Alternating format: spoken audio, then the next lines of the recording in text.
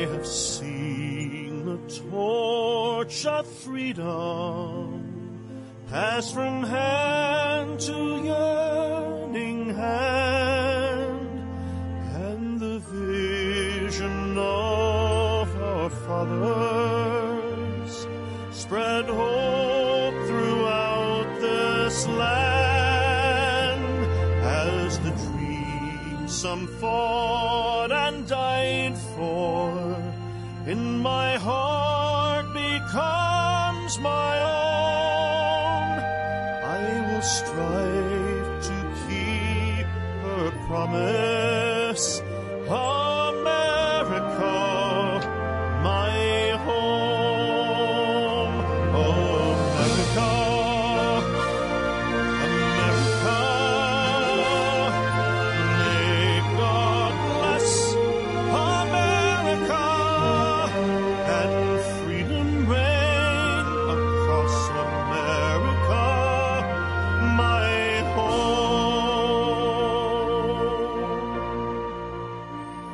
From the shorelines to the prairies, to the cities great and small, we have reaped the fruits of justice and liberty for all.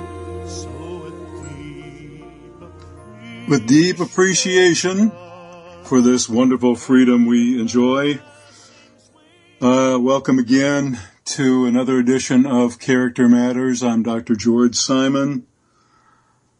Our precious freedom, it hangs and totally depends upon those of us who honor the best ideals this country has promulgated over the centuries, and it hasn't always lived up to them, I know that.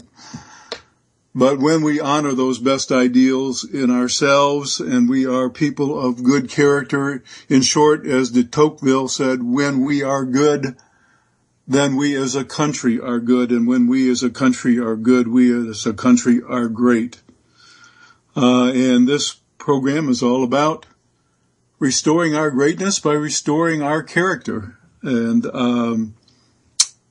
so I invite you to join the conversation. It's going to be a special edition of the show tonight. If you want to join the conversation, number to call is area code 718-717-8296.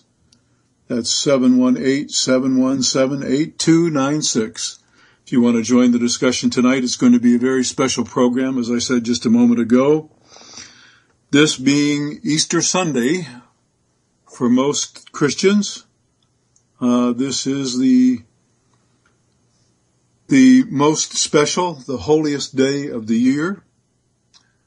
This is the day that matters more than anything else, because this is the day that Christians believe that they were offered a sign, or we commemorate at least the offering of a sign that means that we can place our complete faith and trust in someone who is not just an ordinary someone, not just another wise sage, but someone with the message that the human race needs to embrace, to have the most abundant, full, and everlasting life.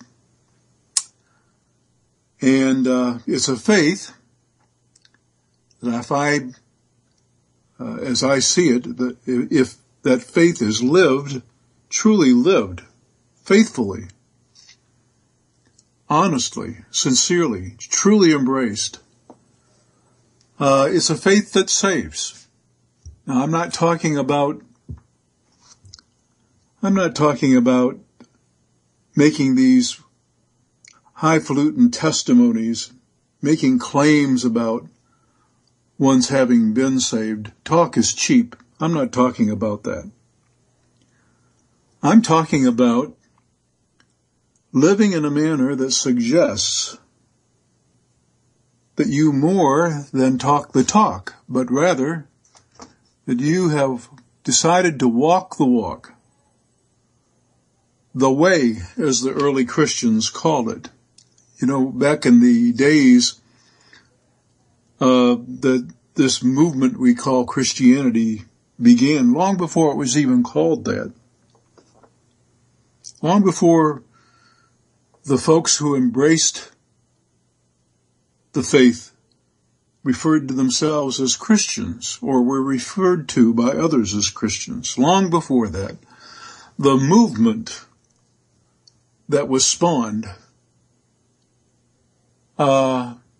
almost 2,000 years ago was called the Way.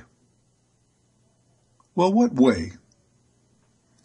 A way of living, a way of being, a way of believing, a way of connecting, a way of conducting one's affairs, a way of living one's life that allows one to cast off our baser biological nature and rise to a higher plane of living. And I'm not here to tell you that I'm one of those folks that believe that folks have to profess all of the same things that I profess to have found the way. As a matter of fact, I know many people who do not call themselves Christian,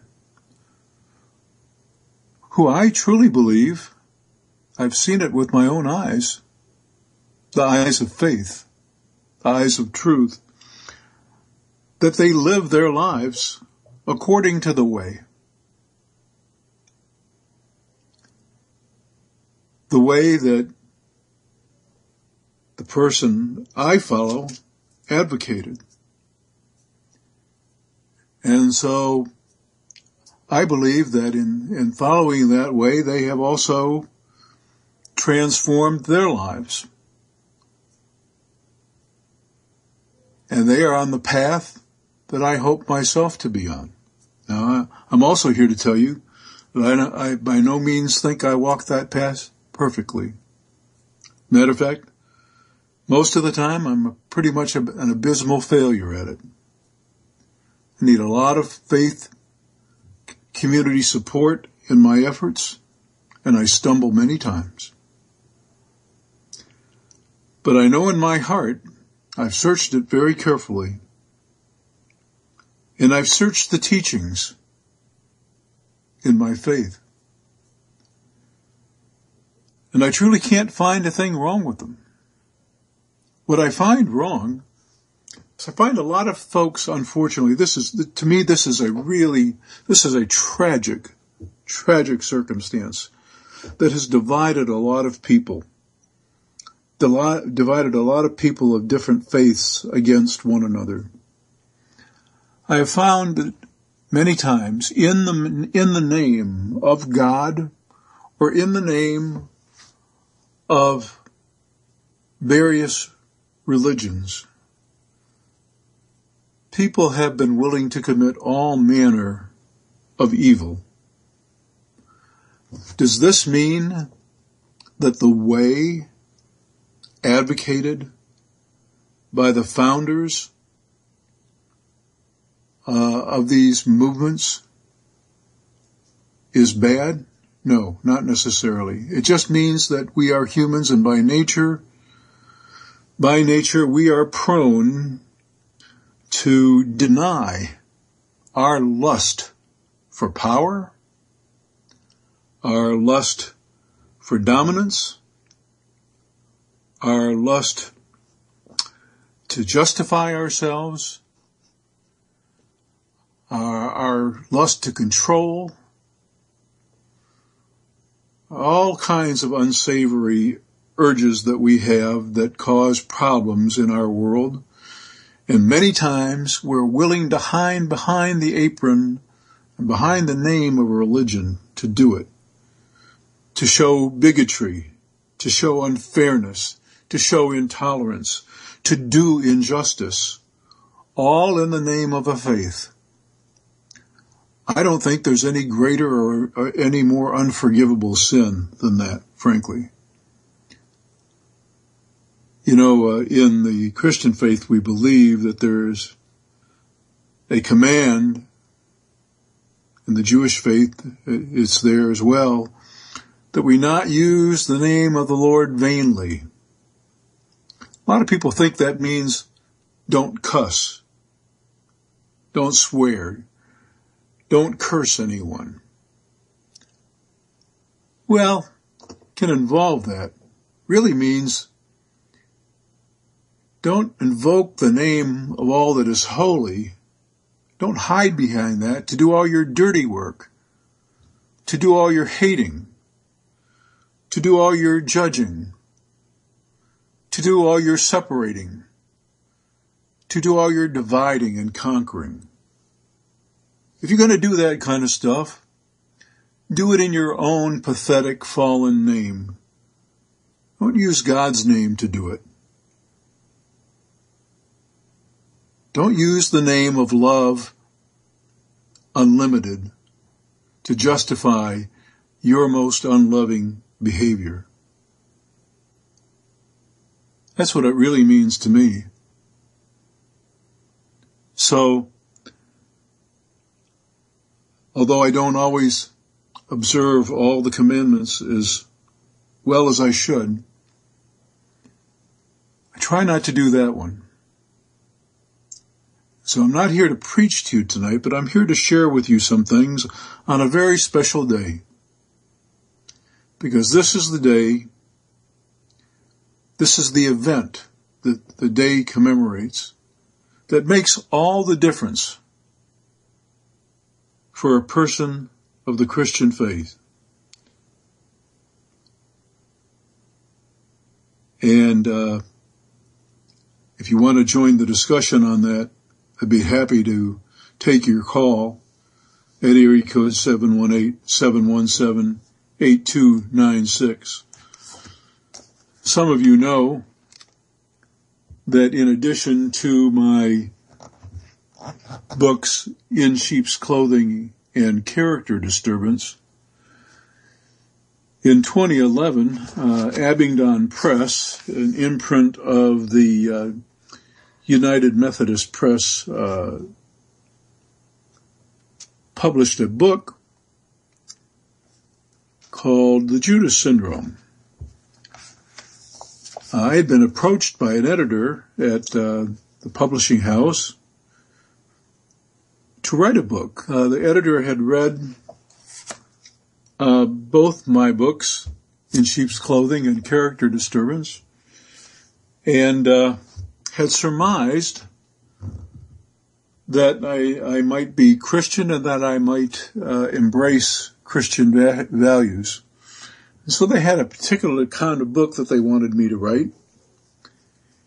And frankly, there was no way I could have written it. I had a lot of medical issues going on at the time, and there were a lot of other reasons why it would have been an impossible task, and frankly, I didn't want to write the kind of book that they were looking to have written. So I politely responded that I didn't think I could do that, but that I had compiled a lot of material in my lifetime as a professional, and that if they were ever interested in a book like I would like to write about faith, the kind of genuineness of faith that can elevate a person to a higher plane of functioning and help them overcome all kinds of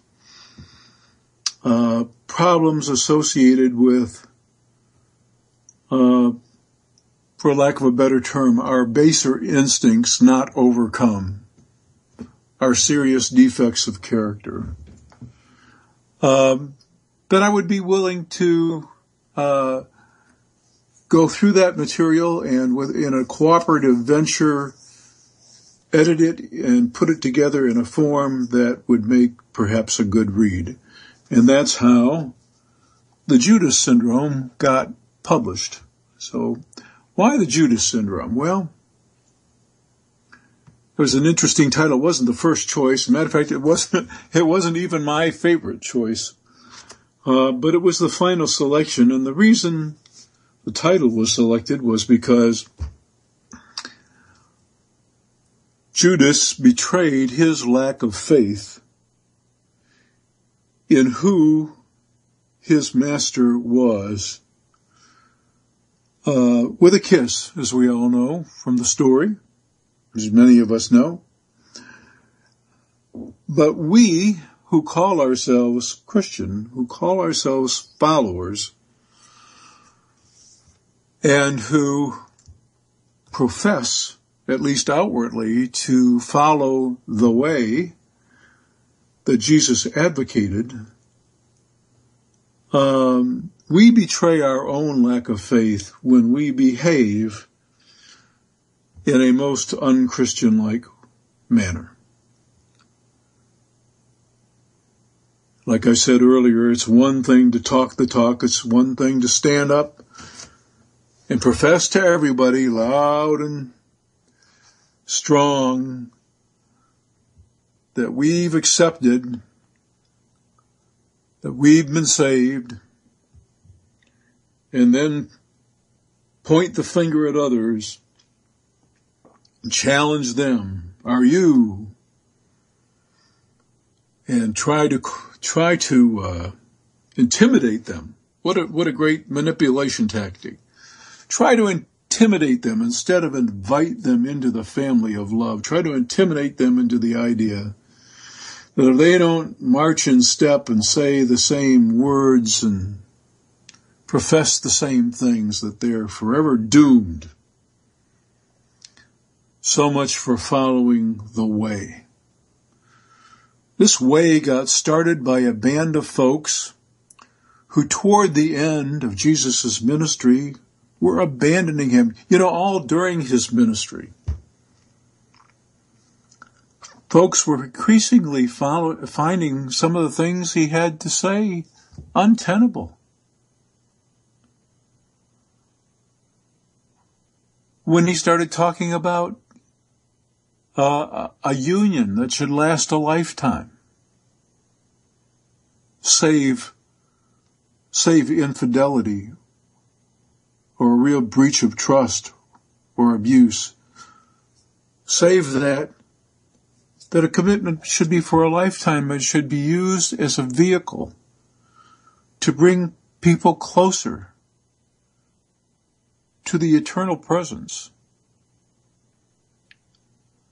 People fell away. People fell away. He made other claims. And the more he talked about personal righteousness and how our level of personal adherence to the way,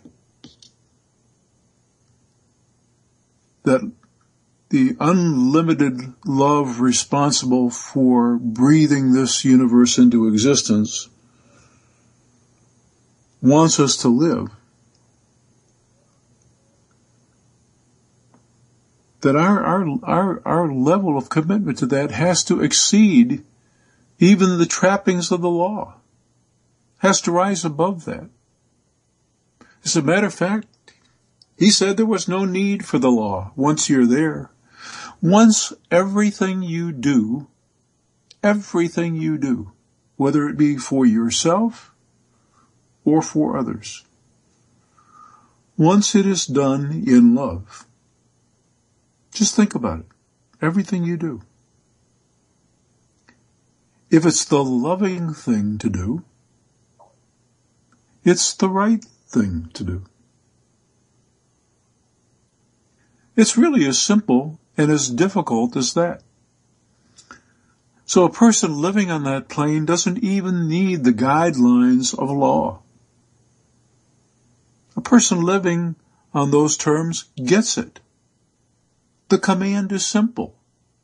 Love. Love unconditionally. Love fully, completely, with your whole heart, with your whole mind, with your whole soul. And do toward your neighbor as you would do toward yourself. It doesn't get much more simple than that, and it doesn't get more difficult than that. The way is simple, just really hard. Really hard, especially at any given moment when the temptations of the world set in. And if you're struggling with character issues, or you know someone who is struggling with character issues, I'm here to tell you I have witnessed faith save. Now, I am not talking like you hear fundamentalists talk all the time on TV and on radio and in the paper, reading these testimonies of people who just had instantly, like by magic, a wave of a wand, God or Jesus just took away all their problems. Just like magic. That's not what I'm talking about. That's not what I'm talking about. I'm talking about a faith that has the power to elevate you to rise above your baser instincts, all of us. And so I'd like to read something, if I might. This is actually from the epilogue of the Judas Syndrome. Because as I was saying earlier, the reason the book is called the Judas Syndrome is just as Judas betrayed his lack of faith in the person that he had been following. He was expecting somebody different. Jesus was not giving him what he expected in the way of a Messiah. So he had no faith in him anymore, and he sold him out. But just as Judas betrayed his lack of faith in the person that he had been following, Christians, any of you who are out there listening who are Christians, we betray our lack of faith whenever we behave in anything less than a loving manner. Because we supposedly believe that we follow not just some ordinary person, and not just some very wise rabbinical sage with some pretty darn idealistic messages about how to get along in the world. We believe more than that, supposedly. Supposedly we believe that this is the very face of the unseen, boundless love responsible for the creation of the universe, telling us the way, the truth, and the life to which we should all aspire. And summing it up for us in a command. It's not a feeling. You can't command a sentiment. Can't make anybody feel a way, but you can tell them how to behave. And the command is simple. Love. Do the loving thing in anything, at any time, anywhere, any place. Do the loving thing. It is the right thing. And in so doing the loving thing, you live to the fullest. Simple, sublime, arduous, incredibly difficult, without faith. And this is the day where we celebrate that we were offered the ultimate sign so that we could place that faith in the person that calls us to the way. So I'd like to read to you from the epilogue here in the Judas Syndrome. I've dedicated much of my professional career to helping folks heal from debilitating psychological, emotional, and spiritual pain. And while some of that pain came about as the result of truly unpredictable and tragic occurrences, more often the pain I witnessed stemmed primarily from the deficiencies in people's character, as opposed, the deficiencies in people's character exposed when they were tested by trying circumstances that they could not overcome because of their poverty of faith. I'll say that again. While some of the pain I witnessed in my clients came about as the result of truly unpredictable and tragic circumstances, that happens sometimes. Bad things just really happen.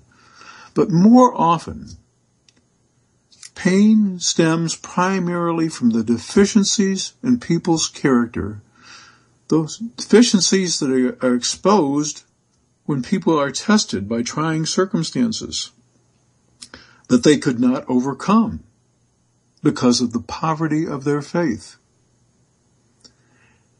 And that made the task of providing appropriate counsel one of encouraging them not only to honestly reckon with their personal shortcomings, but also to more seriously contemplate the nature of their core beliefs, whatever their faith system is. Everybody has a system of beliefs. Everybody does, whether it's of a religious nature or not. Everybody lives by a set of core beliefs. It governs their life. It governs their behavior, that system of core beliefs.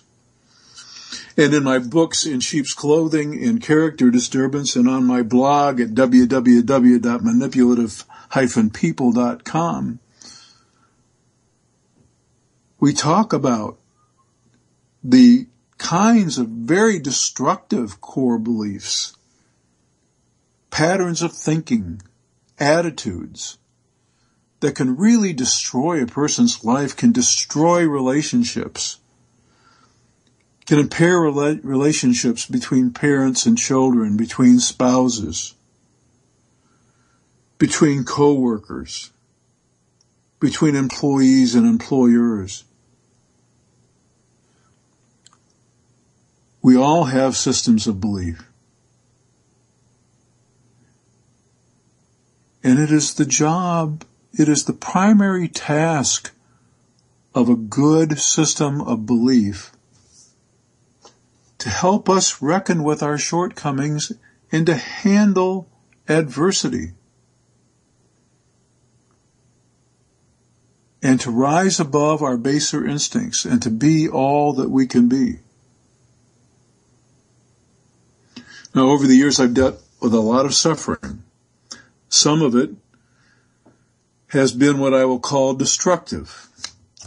By that I mean the suffering didn't appear to serve any purpose other than to wound or to devastate a person's spirit.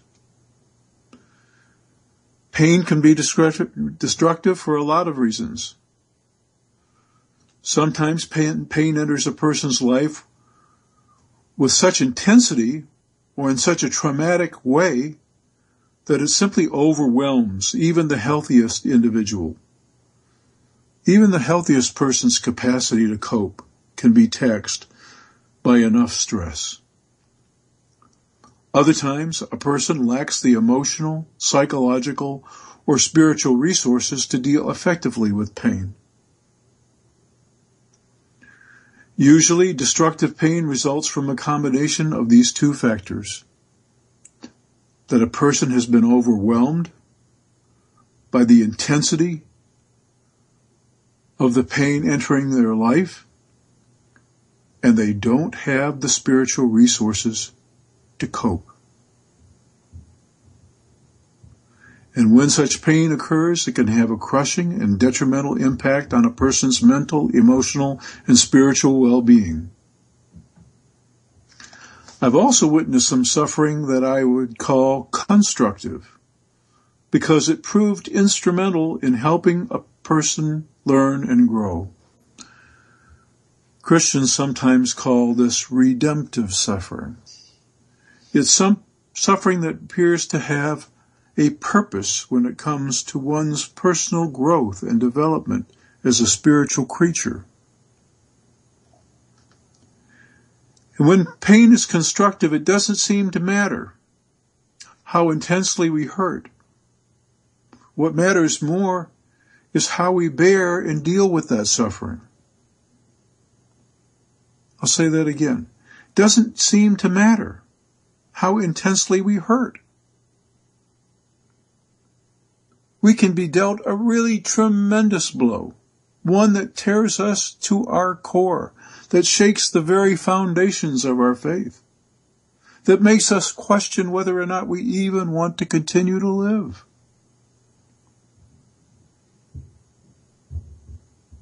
But there's one thing that can save us in the face of such pain, and that is our faith. Our faith can help us deal with suffering, and it can help us rebuild our spirit. Now, there's no greater test of the nature and strength of faith than suffering. Suffering tests faith like nothing else. It tests our faith as well as our character. Apostle James noted this many years ago.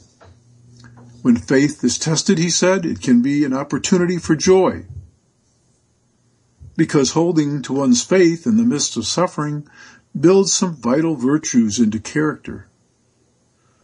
And I've witnessed many people who work through all sorts of suffering, whose steadfast, reclaimed, or renewed faith enabled them to become renewed in spirit as well as strengthened in character. I've seen this many times.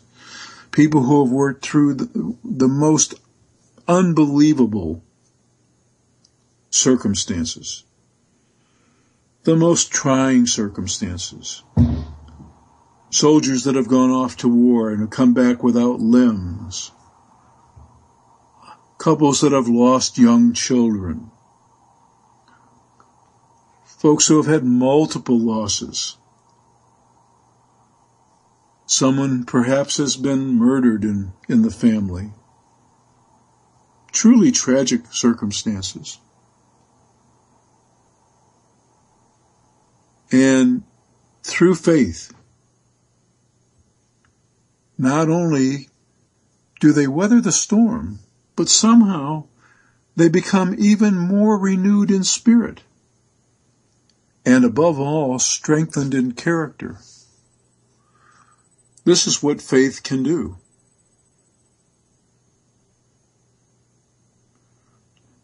Now, Jesus is known to have personally called Peter and Judas. But we are all called to the way. We are all called to discipleship. Whether we follow the path in the name of Christ or not, whether we call ourselves Christian or not, we can follow the way. Now, both Peter and Judas were looking for something, and they heeded the call, and each would face their own test of character. Peter, despite his early boasts, denied Jesus, as you know, when placed under duress. Then he repented. And forgiven and strengthened in faith by the Lord's resurrection, he went on to do great things and to be the rock of the faith he was called to be. Judas, on the other hand, could not overcome his wounded pride and the pain associated with his exposure, so he took his own life. I think this is the most tragic aspect of the Judas syndrome that I talk about in my book. It's that when we completely abandon our faith, we can succumb to despair. Now, I don't want to read any more of that section of the book at this time because it touches on so many things that are core beliefs for me as an individual, and that represent some of the timeless truths that I've come to realize in my working with individuals who have struggled with character issues. But I would like to read something else, if I may, briefly, from another portion of the book. This is on page 132 of the book. There was a time about 40 years ago when I was not in a good mental or spiritual place myself, maybe closer to 45 years ago. And I picked up a little book, a little pocket book, and it was called God's Psychiatry.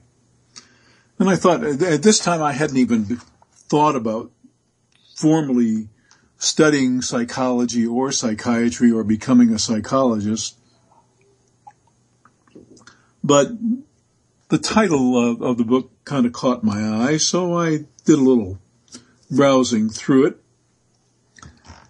And it was an interesting examination, I would say, a more in-depth examination of the Lord's Prayer as a psychological tool. In other words, it was basically saying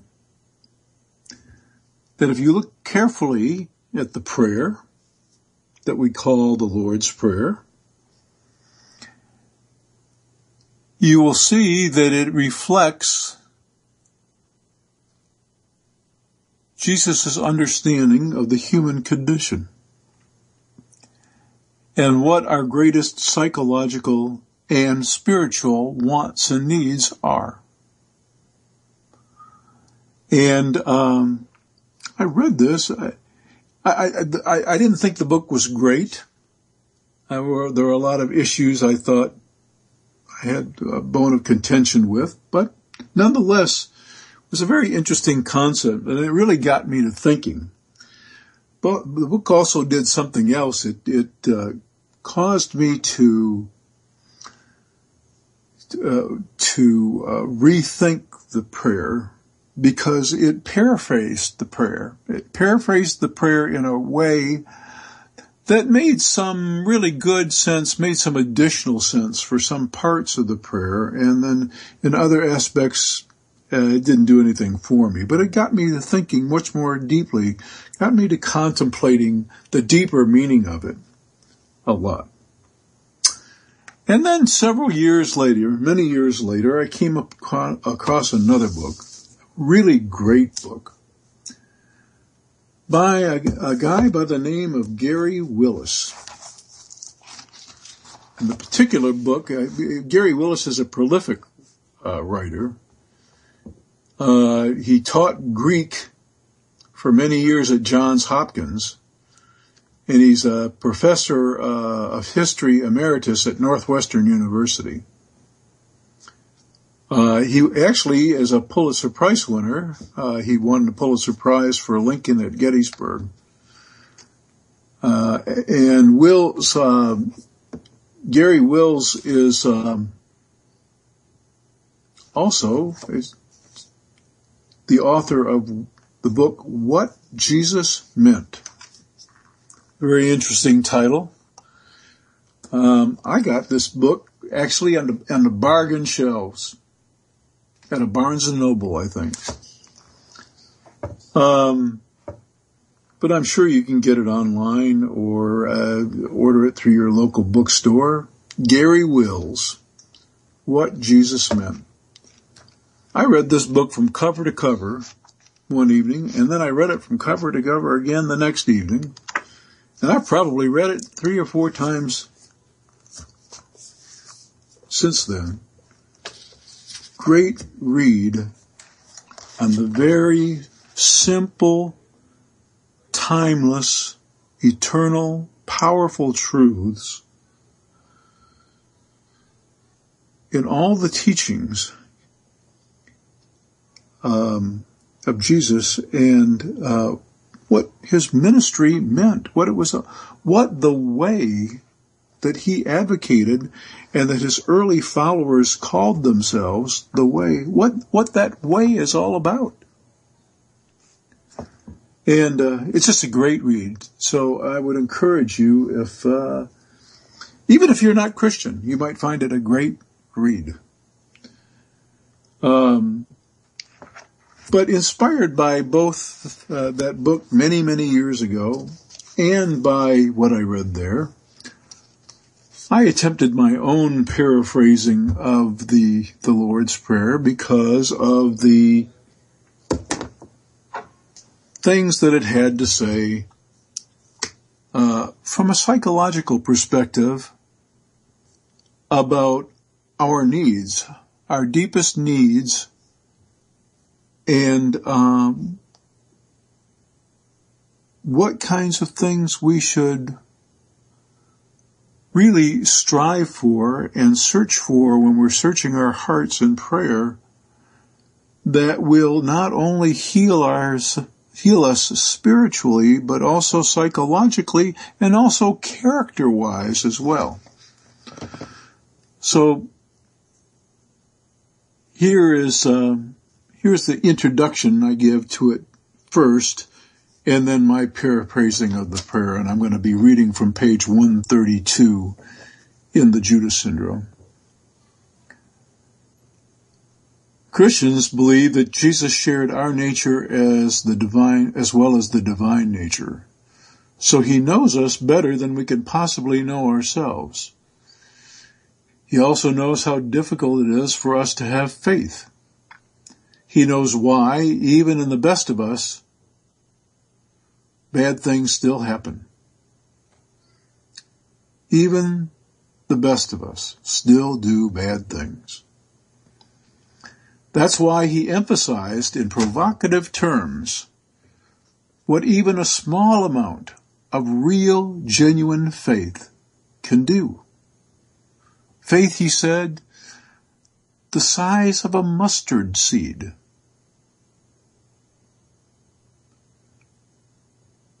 He emphasized that, what it could do, and marveled when he encountered uncommon faith. He knows our weaknesses and our vulnerabilities. We believe that as Christians.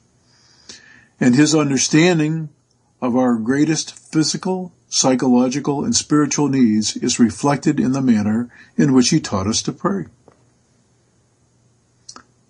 Now, the paraphrasing that I'm about to give is not intended as an embellishment or clarification of his teaching. That's not what I'm after here. It's meant, rather, to overcome some of the inherent limitations of language and translation. You know, the writer Gary Wills, as a New Testament Greek scholar, in addition to other things, he makes the point that the Greek that we have, that these manuscripts were written in, is the street Greek of the time. It's the common Greek that lacks a lot of clarity. Words can mean a lot of different things. It was not a really eloquent language. was for the common man. After all, the movement was geared to the common man. And, the words that we are taught, first of all, we don't even know what Jesus said. A lot of people claim, they pick up that Bible and they point to it and they pound on it and they wave it in the air and, it says this and it says that. What we know is what some people told some other people who told some other people who told some other people that Jesus said, that some people wrote down, that other people copied, that other people edited, and that other people finally decided to keep and throw some other things away. That's what we know. That's what we know. And even then, what was written in a language with limitations. So, in the spirit of what he likely meant by what he said, this is the paraphrasing I offer, humbly. Like I said, I'm not a Rhodes Scholar. I'm not a Bible scholar. I'm not a New Testament Greek expert. This is my humble attempt to see the great psychology at work here and to paraphrase in a way that makes some real sense about what was being advocated for us. All-powerful Spirit and singular creative force behind the universe, may you be revered by every living creature. May even your ineffable name, ineffable, remember that, be held sacred, never called upon or uttered casually or used for any untoward or self-serving purpose. Never used for any untoward or self-serving purpose, and never uttered casually. May your reign be realized everywhere, and may your will be embraced by all those to whom you have granted the choice to freely love and subordinate themselves unconditionally to you. I'll say that again. May your reign be realized everywhere. What reign? The reign of love. We say that God is love. We Christians say we believe that. We sure don't act like it much of the time, do we? May your reign be realized everywhere, and may your will be embraced by all those to whom you have granted the choice to freely love and subordinate themselves unconditionally to you, as is already the case within the realm where you already enjoy full dominion. For ourselves, we humbly ask that you grant us sufficient provisions each day to get us through to the next. For we are an anxious and insecure people, prone to abandoning hope and trust during times of want and need. Boy, it's sure great to be charitable, isn't it, when you've got everything? I know so many philanthropic folks who do these wonderful things with the many, many millions that they have left over.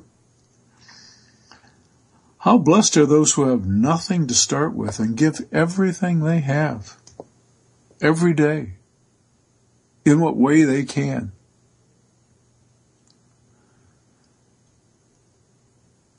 So for ourselves, we humbly ask that you grant us sufficient provisions each day to get us through to the next. We are an anxious and insecure people, prone to abandoning hope and trust during times of want and need. And we are painfully aware that we are more likely to live in the manner you desire for us if we are free of the anxieties of the day. We ask that we be forgiven our shortcomings and our unmet obligations to others, just as we strive to accept in love and in forgiveness those whom we perceive have injured or fallen short of their obligations to us. And knowing our weakness and our proneness to evil under duress or temptation, we ask that we might be mercifully spared those circumstances that put our character and our faith to the test. Now, this is an important paraphrasing because, frankly, this paraphrasing is much closer to the truth. You know, it bothers me a lot that translators have known for a long time that those people who passed on the words of Jesus and eventually wrote them down know that it was not, he did not tell us, and he did not ask us to pray, lead us not into temptation. He didn't say that. And most translators know that, which is what it really bothers me, that for the sake of continuity and for the sake of not rocking the boat, knowing that this error in translation has never been corrected. We know that what he really said is that we ask to be spared the test. Why? Because he knows us. He knows our nature, and he knows that when we're tested, that's when our flaws show up. That's when our character goes to pieces, when we're tested. And so, it's natural, it's normal, it's human, it's all too human to be asked to be spared that test. We're told that on the evening before his ultimate test, that Jesus himself asked that he be spared it, but then acknowledged immediately his willingness to bear it if it was his Father's will. He knows human nature.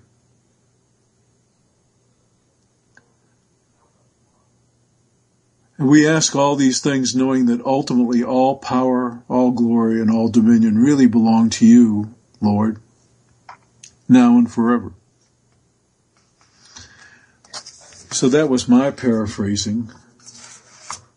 And as a soul-searching prayer that can help anyone reflect on the trials of character, I don't know how you get a more perfect prayer than that. It's the spirit of the prayer. It's not the words. We've already said that the translation leaves a lot to be desired. And it's not even so much what he said. It's what he meant by what he said. That's exactly what Gary Wills has tried to tell us in the book, What Jesus Meant. I can't recommend it enough. It's exactly what he's trying to tell us. The words don't mean as much as what they mean. What do such words mean? I am the vine, you are the branches. You have no life in you apart from me. You can't be cut off from the source of life and not wither and die in spirit. What does that mean? All these powerful, prosaic words and all these powerful metaphors. Jesus spoke in all these metaphors and parables. Why? Because the truth, the deep, sublime, incomprehensible truth is so profound that the mind can't wrap itself around it too easily. We need help. We need analogies. We need things that'll bring us images, metaphors, likenesses that will bring us close to it. And if we describe it this way and that way and another way often enough, then eventually we can come to some kind of aha. And then we say to ourselves, aha, this maybe is what Jesus meant. I think I have a call coming in. Hello? Hello? Yes, I was wondering, the show with Dr. Simon is on, and he said this is the call-in number. This is Dr. Simon. Oh, you are. Such an honor. I'm listening to you right now. Such an honor to hear you. I just want to tell you, I appreciate so much what I'm listening tonight. That you're a man of biblical faith.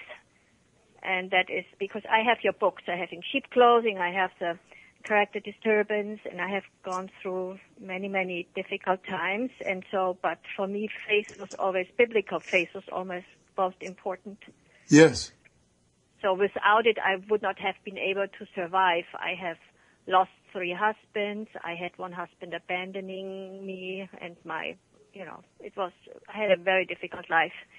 And so, and then plus, I was always interested in psychology, but in a kind of biblical psychology. Uh-huh. And one time I had a counselor for my small daughter, and she was already so manipulative, sweet little daughter. And he did not believe that she could do things that were just not so good. Uh-huh. And so he wrapped her around his little finger, and my parents were there as well. And so I'm so careful, very, very careful finding counselors. And I have right now a very difficult teenager, and I'm a single parent. And I'm reading your books that I can, and I pinpoint her, I tell her, please, Anna, that's her name. We have to talk about it. And it's like she wants to hear, she's 18 and a half, and she is not into drugs, nothing. She's into her music.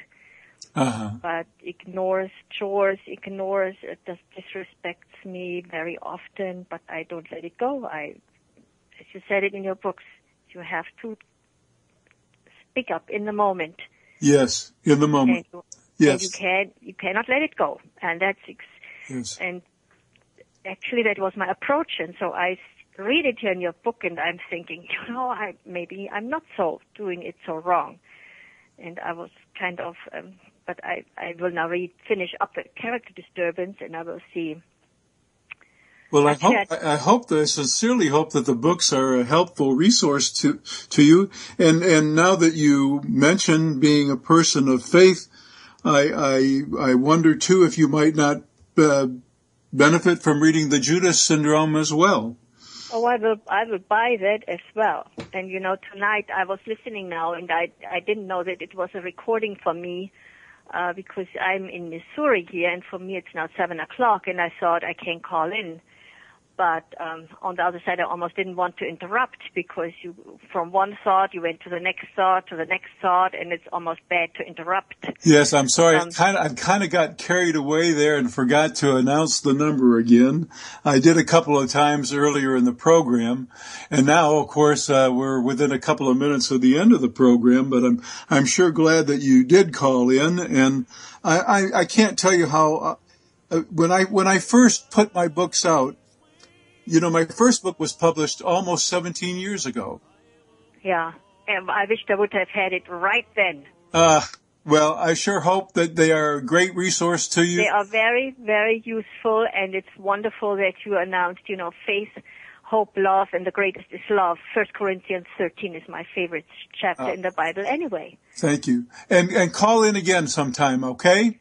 Thank you so much, sir. Thank you. Bye-bye. Bye-bye. Well, folks, unfortunately, we have to